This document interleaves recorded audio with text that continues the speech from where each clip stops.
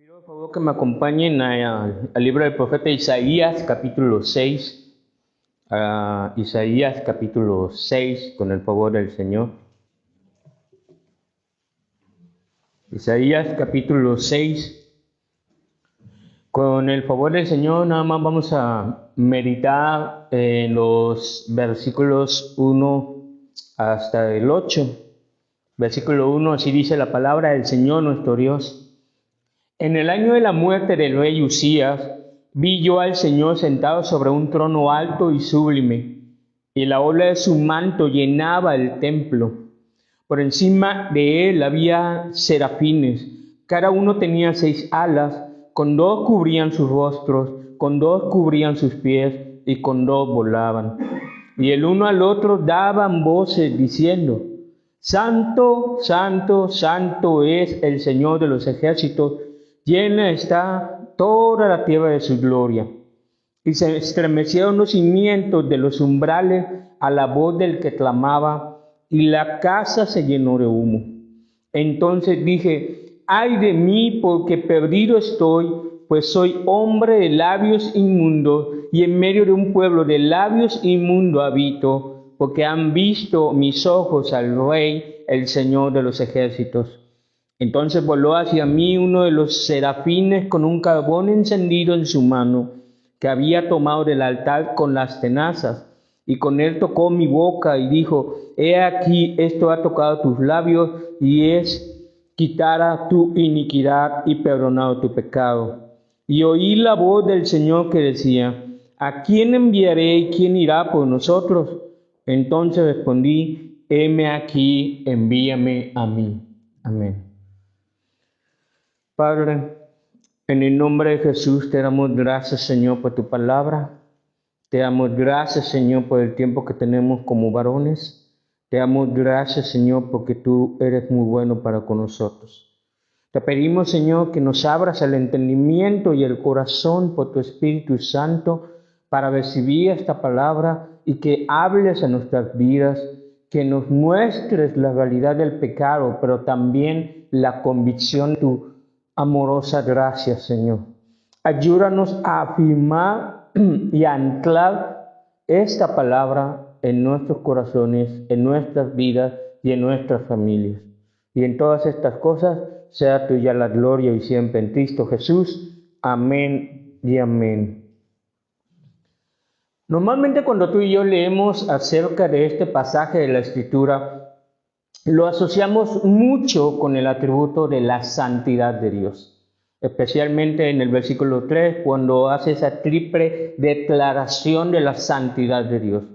Pero si tú y yo lo leemos detenidamente, nos vamos a encontrar que hay otro énfasis que no solamente está relacionado con la santidad de Dios, sino también con la soberanía de Dios. Es decir, que tanto la soberanía de Dios como la santidad de Dios no están peleadas en ese texto. Y en este punto del escrito del profeta Isaías está en un contexto en el que capítulos antes, los primeros 5 capítulos, Dios hace un total de alrededor de 15 acusaciones contra el pueblo de Dios. 15 clase de pecados que el pueblo de Dios estaba cometiendo.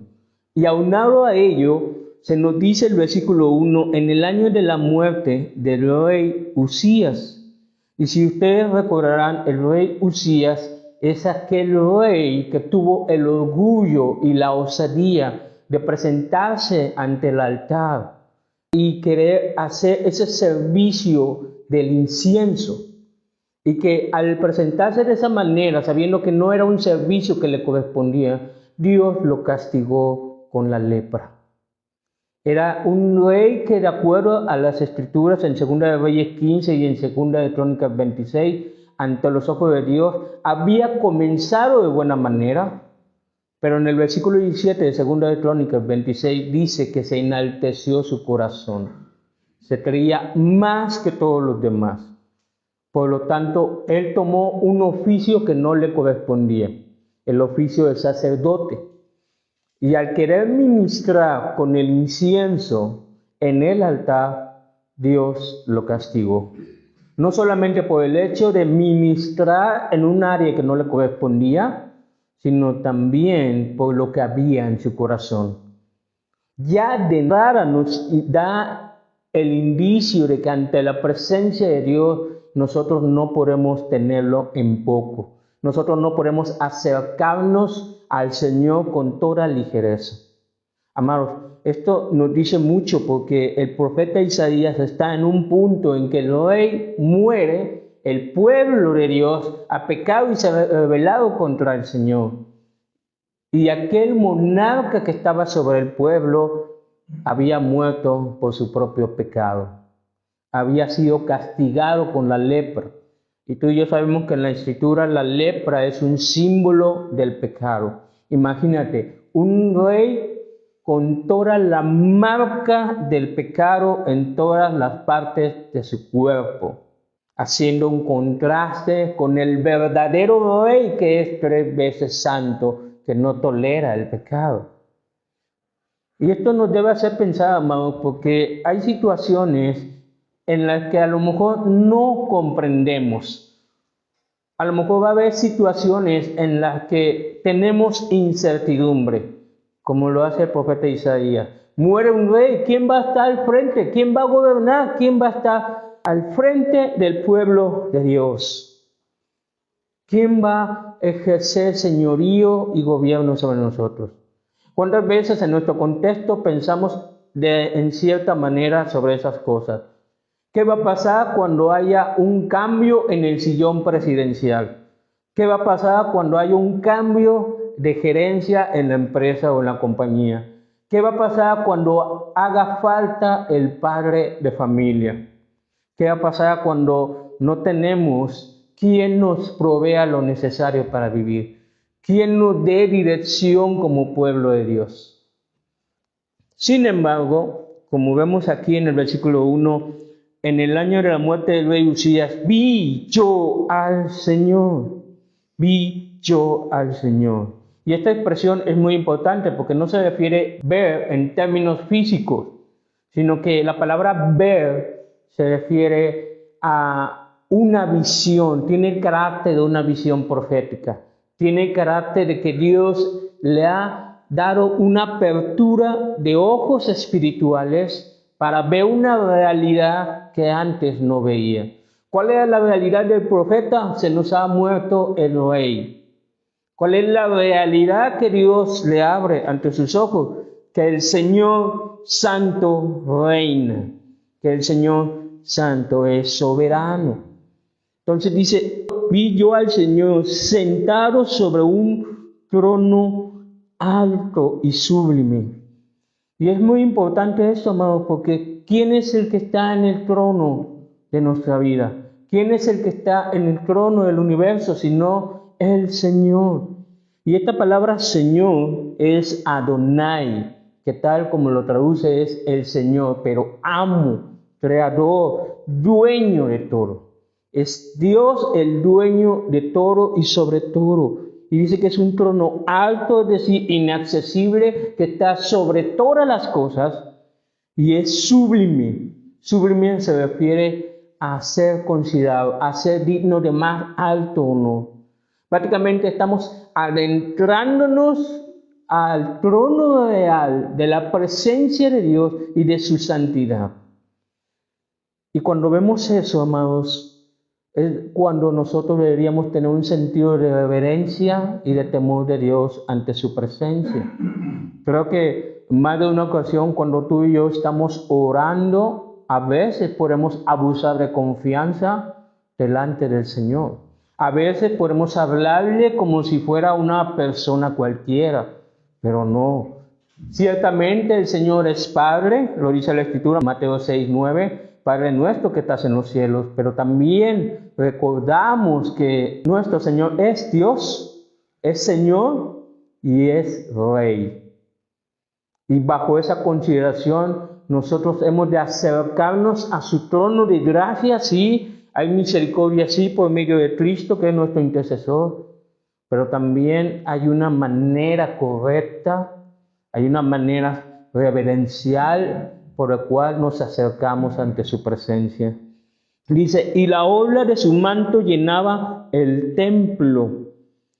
Para ampliar más este sentido de realeza e importancia que tiene el Señor, ese sentido de dignidad regia, cuando dice que la orla del manto llenaba su templo, es que en aquel tiempo, en la cultura oriental, mientras más largo era el adorno que se disparaba de la tela del manto, mientras más largo era, más digno era, más poderoso era, más próspero era.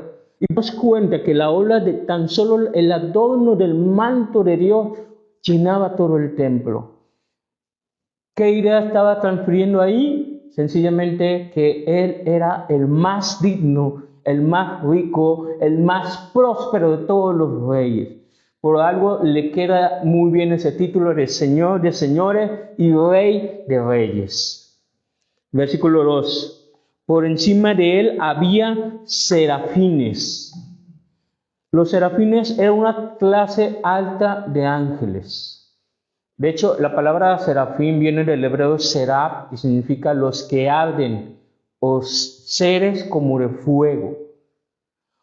Ahora, tal vez uno se preguntaría, ¿por qué seres de fuego o seres que arden?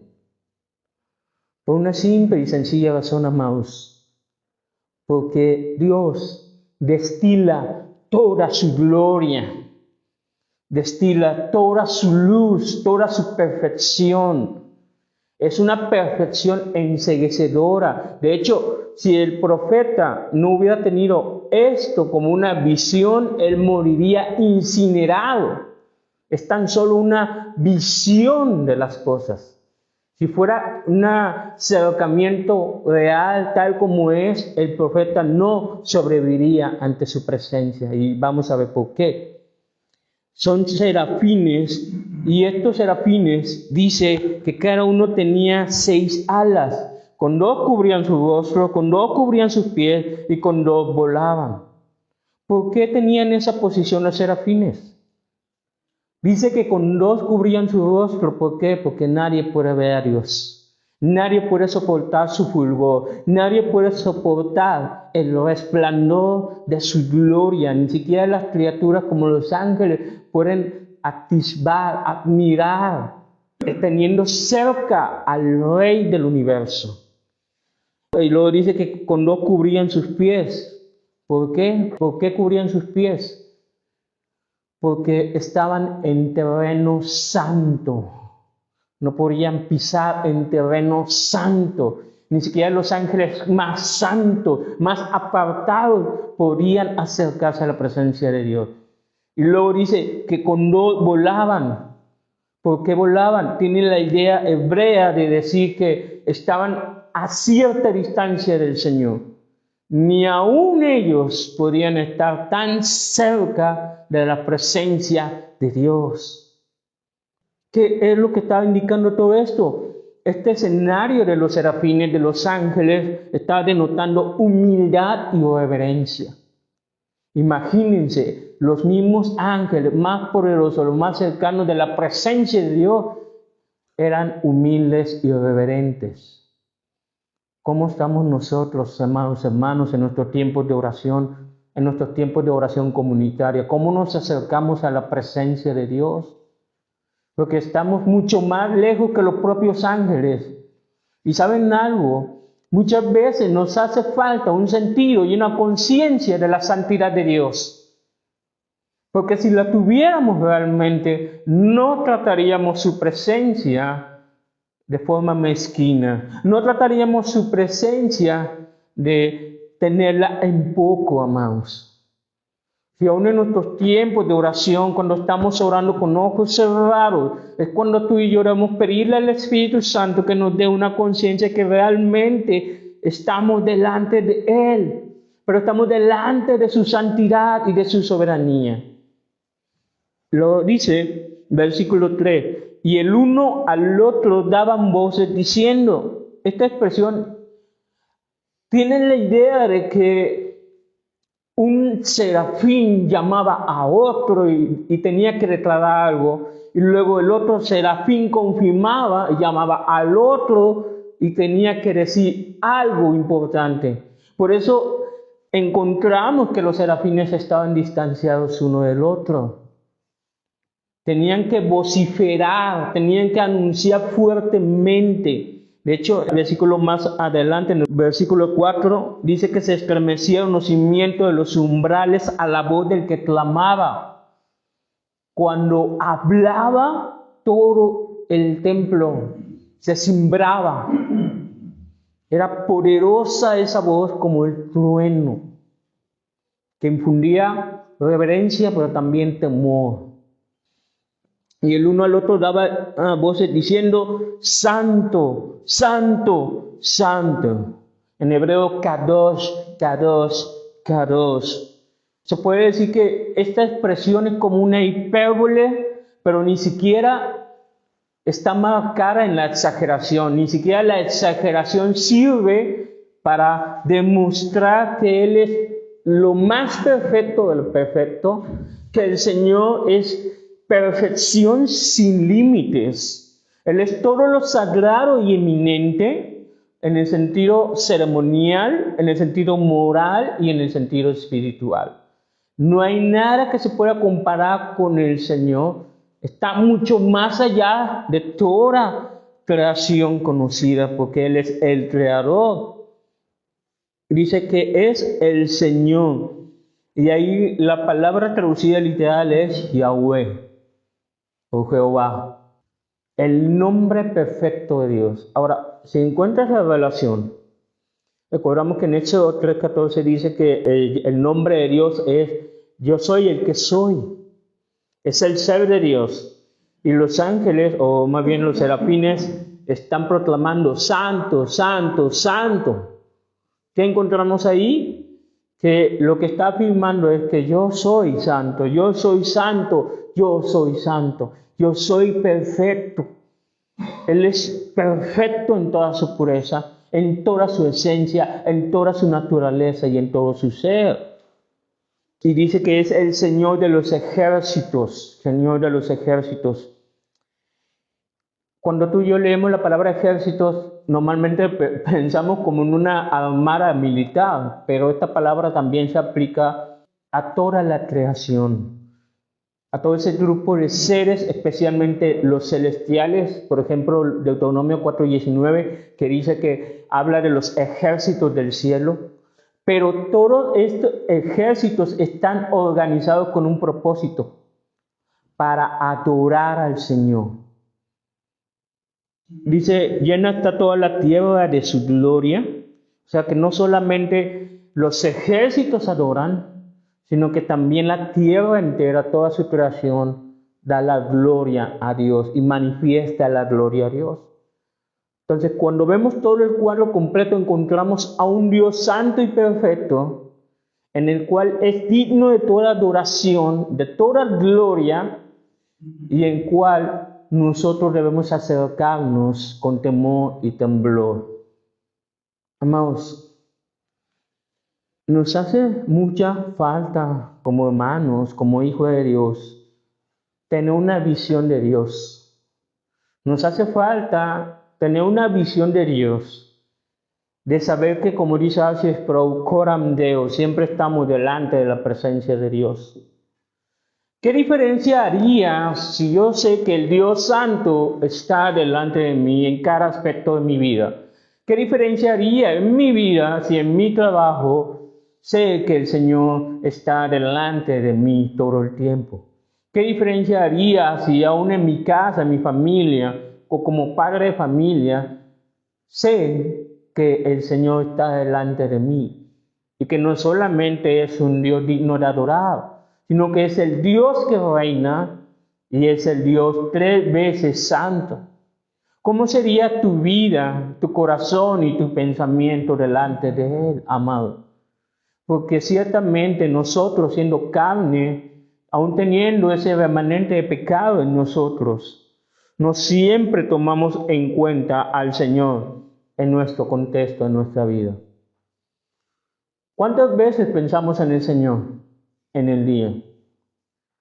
¿Cuántas veces oramos al Señor en el día cuando la Escritura dice, oren sin cesar? 1 de Tesalonicenses 5:17. ¿Cuántas veces estamos buscando al Señor en su palabra? Y aún estando en su palabra, ¿estoy buscando el rostro del Señor o simplemente estoy leyendo por leer? Mas de verdad nos hace falta un sentido de la presencia de Dios en nuestra vida. Versículo 4. Y se estremecieron los cimientos y los umbrales a la voz del que clamaba, es decir, uno de los serafines, y la casa se llenó de humo. Ahora, nótese que ahí dice la casa, refiriéndose al templo. Al templo. Amados, recuerdan que una de las afirmaciones que hizo Jesús es que el templo es casa de oración. Porque el propósito del templo no solamente es en el sentido de que está la presencia de Dios, sino que debe haber un acto de la presencia de Dios. La oración en sí solamente funciona cuando hay un adorador en busca de su rostro. O sea, que hay una medida de gracia y misericordia al extendernos a nosotros, al permitir que nos acerquemos a su presencia. Y esa es una misericordia del Señor, que podamos orar y buscar de su presencia, que Él está accesible gracias a los méritos de Cristo Jesús, que gracias a su sacrificio perfecto se ha allanado el camino y se ha abierto el velo que es su carne, su cuerpo, para que nosotros podamos buscar su auxilio y su misericordia. Y eso en el contexto de la oración. Porque ciertamente en este mundo visible no podemos ver a Dios, ya que Dios es espíritu. Y mientras estemos en este cuerpo de carne, en este cuerpo de muerte, no lo vamos a ver. Pero como dice la Escritura, nosotros andamos por fe y no por vista. Por lo mismo nos acercamos a Dios también por fe. Dice ahí el versículo 4, y la casa se llenó de humo. ¿De dónde sale ese humo? Posiblemente del incienso, de la oración o del sacrificio del altar. Si te das cuenta, ¿qué siempre va a haber en el templo de Dios? Un sacrificio y la oración. Nunca falta esos elementos. Y esos elementos son característicos del oficio sacerdotal. Son característicos del oficio sacerdotal. Es decir, que sabemos, como dicen Romanos 8, 32 y 33, que Cristo Jesús es quien intercede por nosotros, pero también nosotros tenemos ese oficio sacerdotal. La Escritura dice que somos llamados a formar parte de un reino de sacerdotes, que somos intercesores los unos por los otros. ¿Qué quiere decir? Que ante su presencia estoy cumpliendo mi labor sacerdotal, tal como Job en su libro, en el primer capítulo, dice que Job hacía sacrificios en favor de sus hijos, por si acaso alguno de ellos habrá blasfemado en su corazón. Ya no he dicho de palabra, sino de corazón. ¿Cuántos de nosotros hacemos intercesión delante de Dios? No solo con la conciencia de que estamos delante de su santidad, sino la conciencia de que estamos delante de un Dios de misericordia a quien nosotros apelamos por medio de Cristo para orar e interceder por los nuestros. Versículo 5, entonces dije, ay de mí, es un lamento personal. ¿De qué se lamenta? Porque perdido estoy. Y esta expresión no le hace mucha justicia, esta traducción, porque la palabra perdido significa muerto, destruido, condenado a muerte.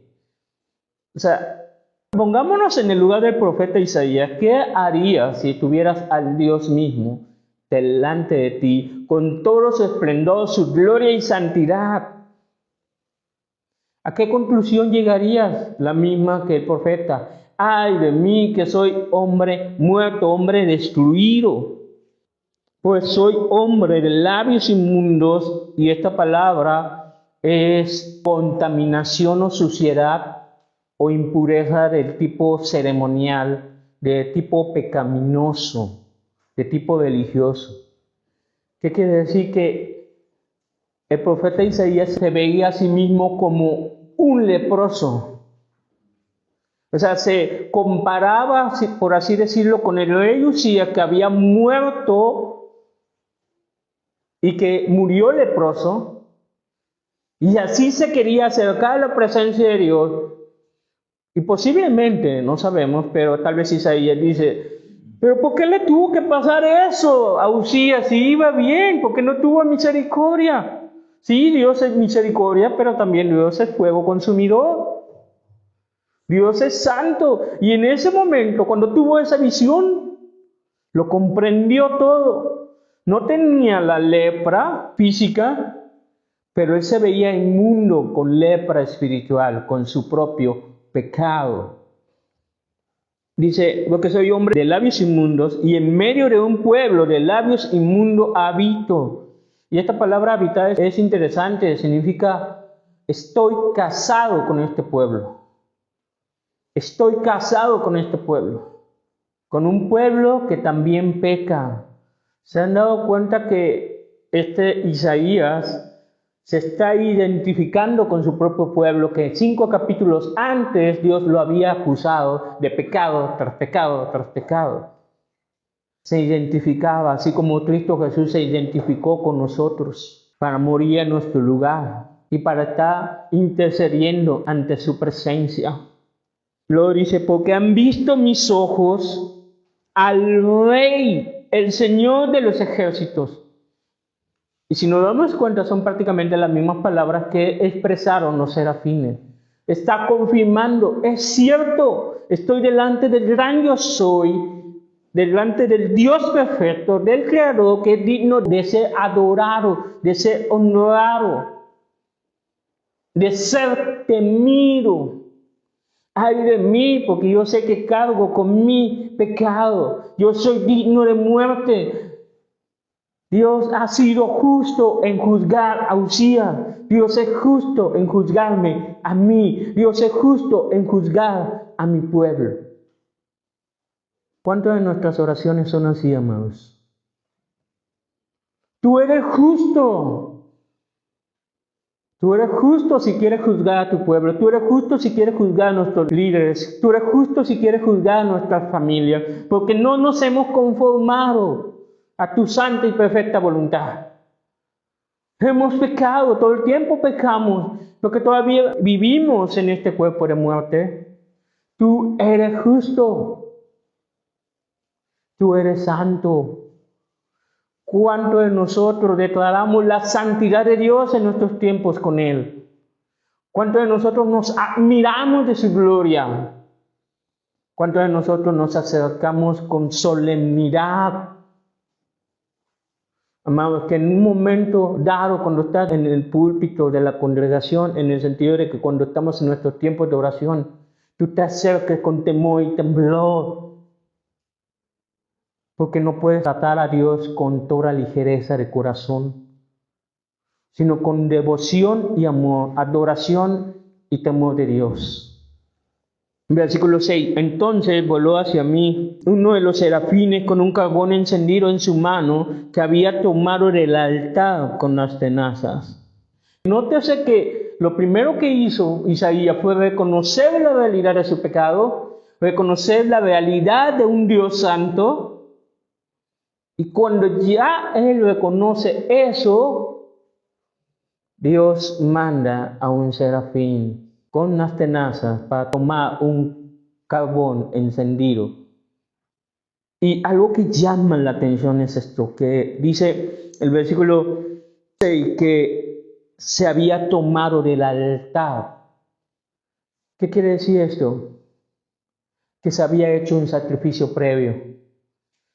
Se había hecho un sacrificio previo y el carbón está purificado.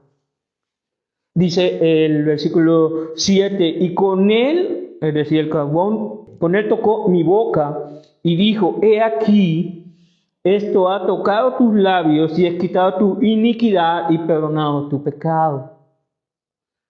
Se hizo un sacrificio, toca los labios del profeta. ¿Alguien recuerda que dice ahí cómo eran los labios del profeta? Eran inmundos. Esos labios necesitaban ser purificados. Ahora, ¿por qué los labios? Uno podría pensar que solamente es por las palabras con las cuales maldecimos y bendecimos, pero de acuerdo a la Escritura, dice que de la abundancia del corazón habla la boca. Necesita ser tocados esos labios para que también sean purificados nuestros corazones. Sean purificados delante de la presencia de Dios. Sea purificado todo nuestro ser a fin de que podamos estar en su presencia. Cristo Jesús es quien nos ha purificado por su sangre preciosa y por su sacrificio perfecto. De hecho, hay una serie de palabras aquí que llaman la atención. Dice, versículo 7, y es quitar a tu iniquidad, que significa delito y maldad moral, y es perdonado. Perdonado significa ser expiado, y dice tu pecado, y esa palabra pecado se refiere a culpa que necesita expiación. Una culpa que necesita ser expiada, propiciada, a fin de que sea reconciliado.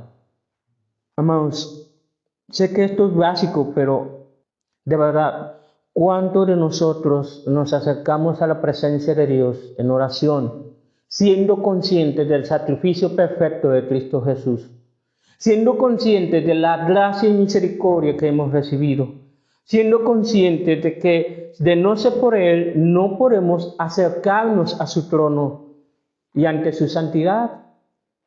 De hecho, si tú lees el Salmo 15, vas a darte cuenta que hay una serie de requisitos para acceder a la presencia de Dios que nadie puede cumplir y solamente Cristo Jesús lo pudo cumplir en lugar nuestro. Gracias a Cristo Jesús nuestros pecados son perdonados y expiados. Gracias a Cristo Jesús tenemos acceso a su presencia. Gracias a Cristo Jesús no somos condenados a muerte. Tú puedes disfrutar de esa salvación, tú puedes disfrutar de ese perdón de pecados, de esa reconciliación con Dios. Luego dice, versículo 8, y oí la voz del Señor que decía, ¿a quién enviaré? ¿Quién irá por nosotros? Entonces respondí, heme aquí, envíame a mí. Amados, ¿era necesario que Dios preguntara eso? No pudo haber dicho, Isaías, ve por mí. ¿Por qué preguntó eso? Porque era la ocasión en la que Isaías mostraba su gratitud para con Dios y respondía en servicio para con Él. ¿Tu corazón está agradecido para con el Señor? Amados, imagínense saber que puedes tener la presencia de Dios toda tu vida, estar delante de su presencia, gracias a la obra de Cristo Jesús y su sacrificio perfecto, pero no podemos quedarnos de brazos cruzados. Él merece que tú y yo respondamos a Él, aun con todas nuestras imperfecciones. Él merece todo nuestro servicio. Amados, nótese que fue un serafín el que se acercó a Isaías. Un serafín es un ángel, un mensajero. Ahora era Isaías el mensajero que tenía que hablar ante el pueblo. Un pueblo que estaba perdido y muerto en delitos y pecados. Un pueblo inmundo. Isaías está llamado a anunciar que Dios Santo puede purificar los labios inmundos y los corazones impíos.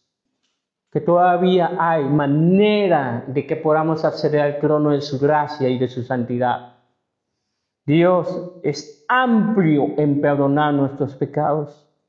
Amados, tú y yo estamos conscientes de esa realidad, estamos agradecidos, estamos proclamando su verdad. Porque ya después, en el resto del capítulo, el Señor le hace ver que su ministerio, aunque Isaías hará la voluntad de Dios de anunciar palabra profética, no iba a recibir los resultados esperados. Mucha gente parecerá que oirá el mensaje, pero se quedará todavía con sus corazones endurecidos. Dios llama a quien quiere, Dios tiene misericordia a quien quiere tener misericordia. Pero el punto aquí es, tú vas a ser fiel a pesar de la respuesta de los demás. Tú vas a ser fiel al llamado que el Señor te ha dado de predicar el Evangelio, de compartir el Evangelio con tu familia, con tus amigos, con tus compañeros de trabajo, aunque no recibas la respuesta que esperas. Porque a final de cuentas, esa es nuestra encomienda. Los resultados le pertenecen al Señor. Pero Dios demanda un corazón fiel que le sirva, tenga o no resultados. Así que, amados, podemos darnos cuenta que no solamente encontramos un aspecto de la santidad y perfección de Dios en esta porción de la Escritura, sino que también es el Dios que gobierna y da gracia y misericordia. Es por eso que a través de Cristo Jesús nosotros podemos entrar con toda confianza al trono de su gracia para hallar misericordia y oportuno auxilio, porque tenemos un sumo sacerdote perfecto, inocente, sin mancha, inmaculado, por el cual nosotros podemos acercarnos confiadamente. Cierto que como varones necesitamos vivir, tener una vida cristiana conforme a nuestro llamamiento masculino. Pero no podemos dejar de lado que necesitamos al Señor en nuestras vidas. No podemos dejar de lado que siempre estamos delante de su presencia. Y no podemos dejar de lado el hecho de que el Dios 3 veces santo, también Dios es soberano y dueño de nuestra vida. Porque a precio de la sangre de Cristo hemos sido comprados. Así que, amados, gracias a Dios por su palabra. Y vamos a orar. Padre, en el nombre de Jesús, te damos gracias, Señor, por esta palabra. Te damos gracias, Señor, por la visión que le has dado al profeta Isaías de tu santidad y soberanía.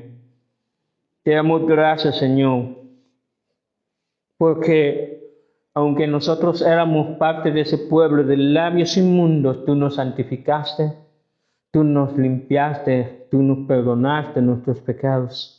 Señor, te pedimos que nos des siempre una conciencia de la realidad de tu gloria y de tu santidad en nuestras vidas. Sea lo que hagamos, Señor, sea donde estemos, sea lo que pensemos, y aún en nuestro descanso, Señor, tengamos siempre ese sentido de tu presencia y que podamos responder con gratitud, con fidelidad a todo lo que tú nos pidas. ¿Quién irá por nosotros? Que nosotros podamos responder, heme aquí, envíame a mí, Señor. Ayúdanos, Señor, a compartir esta palabra. Ayúdanos a compartir tu salvación, pero también de tu santidad. Y en estas cosas sea tuya la gloria. En Cristo Jesús. Amén y amén.